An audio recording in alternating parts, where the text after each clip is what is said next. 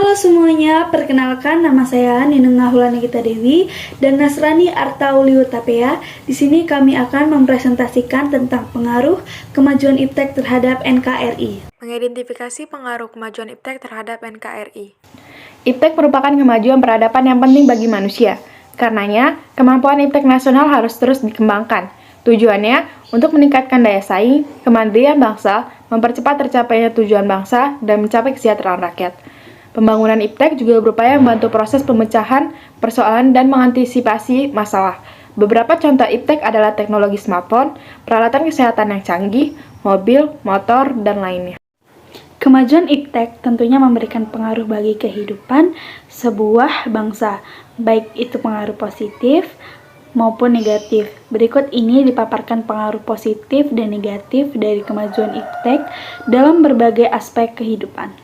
Pada abad ke-20, rekayasa teknologi yang dikembangkan oleh manusia terus mengalami kemajuan, bahkan menuju kesempurnaan. Pada abad ini ditemukan beberapa alat yang sangat menunjang pada perkembangan dan kemajuan ilmu pengetahuan. Selain itu, perkembangan teknologi transportasi juga semakin menunjukkan bahwa dunia ini tanpa batas. Hal tersebut menunjukkan bahwa kemajuan iptek sedang dinikmati oleh seluruh masyarakat dunia termasuk masyarakat Indonesia. 1. Pengaruh positif kemajuan iptek bagi kehidupan bermasyarakat, berbangsa, dan bernegara. Aspek politik, meningkatkan hubungan diplomatik antar negara, memperluas hubungan kerjasama antar daerah, memberikan dorongan yang besar terhadap konsolidasi demokrasi di banyak negara, tersampainya informasi dan berita tentang politik dengan cepat. Aspek ekonomi, mempermudah dan memperlancar kegiatan distribusi barang, memudahkan konsumen dalam memenuhi kebutuhan, meningkatkan investasi asing atau penanaman modal asing di negara sendiri, mendukung kegiatan produksi mulai dari bahan baku, mesin produksi, dan lainnya, terbukanya pasar internasional bagi hasil produksi dalam negeri. Aspek sosial budaya, informasi di lingkungan masyarakat bisa dipublikasikan dan diterima oleh masyarakat, mempermudah seseorang di suatu negara untuk mengetahui berbagai macam budaya di negara lain, sosialisasi kebijakan pemerintah yang lebih cepat sampai kepada masyarakat. Aspek hukum, pertahanan, dan keamanan, memperkuat pertahanan dan keamanan, supremasi hukum, demokratisasi, dan tuntutan terhadap pelaksanaan HAM, memperkuat regulasi hukum, dan pembuatan peraturan perundang-undangan yang memihak dan bermanfaat bagi rakyat banyak. Menguatnya tuntutan terhadap tugas-tugas penegak hukum yang lebih profesional, transparan, dan bisa ditanggungjawabkan. Aspek pendidikan, menghubungkan orang di seluruh dunia, penyebaran informasi yang cepat, memajukan dunia pendidikan. 2. Pengaruh negatif iptek bagi kehidupan masyarakat, berbangsa, dan bernegara.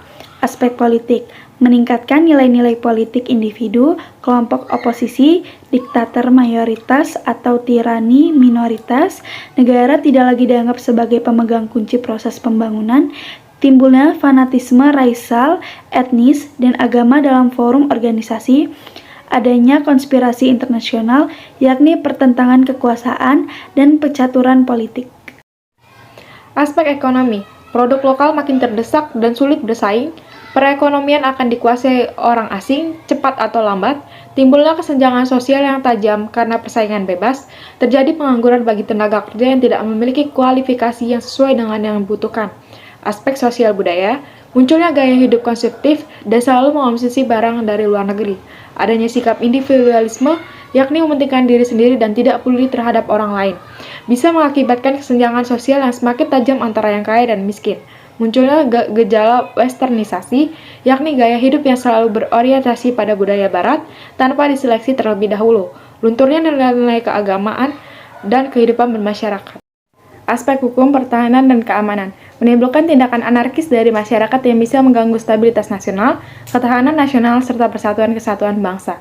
Peran masyarakat dalam menjaga ketertiban, keamanan, dan kedaulatan negara cenderung berkurang. Aspek pendidikan, siswa malas belajar karena kurang bijak menggunakan media sosial, smartphone, dan laptop, mempermudah terjadinya pelanggaran haki karena kemudahan mengakses data di internet, penyalahgunaan pengetahuan bagi orang-orang tertentu untuk melakukan tindakan kriminal. Sekian penjelasan dari kami, terima kasih atas perhatiannya.